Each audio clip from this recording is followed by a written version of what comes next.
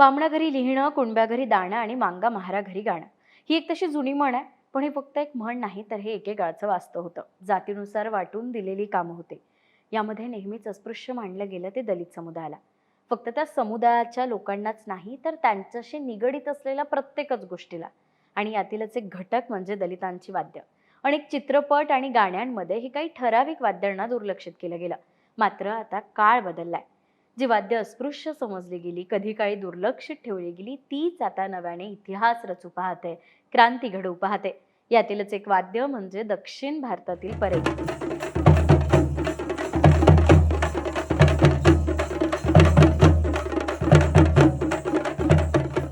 आज दलित हिस्ट्री मंथच्या निमित्ताने याच परईवर, तिच्या इतिहासावर नव्याने या परईला समोर आणणाऱ्या लोकांवर प्रकाश टाकण्याचा प्रयत्न आपण या व्हिडिओच्या माध्यमातून करणार आहोत. नमस्कार, मी संजना खंडारे स्वागत करते तुमचं बाई माणूस मध्ये.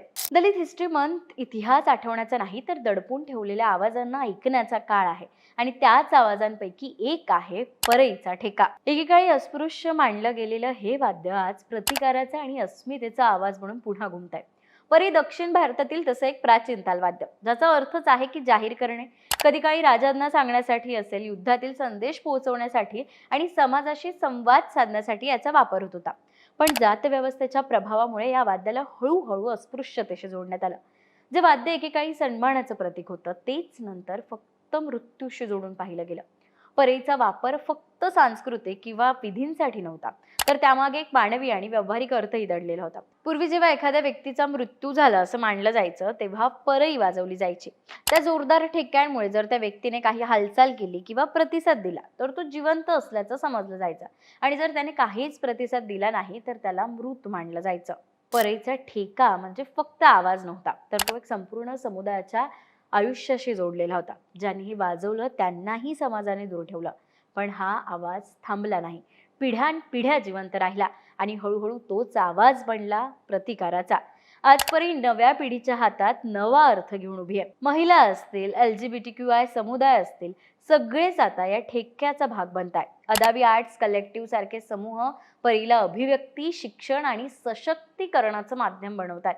सिनेमानेही या आवाजाला नवं व्यासपीठ दिलं. दक्षिण भारतीय सिनेमात विशेषतः पा रंजित यांच्या काला आणि कबाली या चित्रपटांमध्ये परईचा ठेका हा दलित ओळख, एकजूट आणि आत्मसन्मान दाखवण्यासाठी प्रभावीपणे वापरला गेला. कालामध्ये झोपडपट्टीतील लोकांच्या अस्तित्वाच्या लढाईत परईचा ठेका हा केवळ आवाज राहत नाही, तर तो प्रतिकाराचा आवाज बनतो. त्याचप्रमाणे मारी सेल्वराजच्या परियरम पेरुमल आणि कर्णनमध्ये परईचा आवाज अधिक तीव्र आणि भावनिक स्वरूपात आपल्याला दिसतो. मराठी सिनेमात नागराज मंजुळेच्या मूवीमध्ये तसं फॅन्ड्री आणि सैराटमध्ये परई थेट नाही दिसत, पण तरी ढोल, थाशा, हलगी यांसारख्या वाद्यांमधून जात व्यवस्था आणि सामाजिक वास्तव नागराज मंजुळेंनी प्रभावीपणे मांडलाय. 2020 मध्ये सिडनीमधील ब्लॅक लाईव्ह मॅटर प्रोटेस्टमध्ये एका मुलीने परईवर ठेका धरला, ज्या माध्यमातून ती ऊर्जा आणि प्रोत्साहन निर्माण करत होती. तिच्यासाठी परई हे फक्त एक वाद्य नव्हतं, तर आंदोलनात ऊर्जा निर्माण करण्याचं आणि लोकांना एकत्र आणण्याचं माध्यम होतं. परईचा जोरदार ठेका आंदोलनातील लोकांना एकत्रित लय देत होता, त्यांच्या भावनांना आवाज देत होता आणि अन्यायाविरोधात उभं राहण्याची ताकद देत होता. अशा आंदोलनांमध्ये परईचा वापर करण्यामागचं कारण म्हणजे तिचा इतिहासच प्रतिकाराशी जोडलेला आहे. जसं भारतात ती सामाजिक अन्यायाविरोधात वापरली जाते, तसंच त्या मुलीनेही परईच्या माध्यमातून वर्णद्वेषाविरोधात आवाज उठवण्याचा प्रयत्न केला. त्यामुळे परईचा आवाज हा फक्त संगीत राहत नाही, तर तो जगभरातील अन्यायाविरोधात उभं राहणाऱ्या लोकांचा एक सामूहिक आवाज बनतो. आज जो व्यक्ती या ठेक्यावर ताल धरत नाही, अन्यायाविरोधात आवाज उठवत नाही, आंदोलनात सहभागी होत नाही, तोही एका अर्थाने जिवंत असूनही मृतच आहे.